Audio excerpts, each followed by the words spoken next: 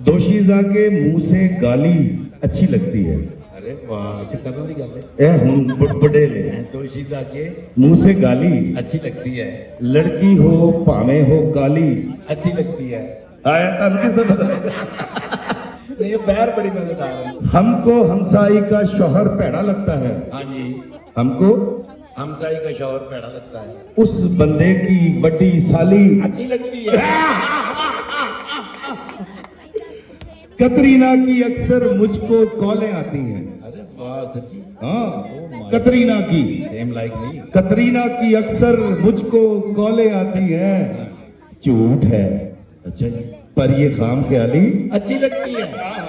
और मुझे ये अपनी आप भी बड़ी अच्छी लगती है। और पै गया मुझको डबल कुटापा इतना कहने से। अरे चाचा तेरी निक्की वाली अच्छी लगती है। और आखिरी शेर है कि चंचल शोक पटाखा कुड़ियां चंगी होती हैं। बिल्कुल सही है। चंचल शोक शोक पटाखा कुड़ियां चंगी होती हैं, पर जोरू हो भोली पाली अच्छी लगती है। दोशीजा के मुंह से गाली अच्छी लगती है, लड़की हो पावे हो काली अच्छी लगती है, थैंक यू। और पहने हो गोल्डन साड़ी तो अच्छी लगती है। मैंने एक सवाल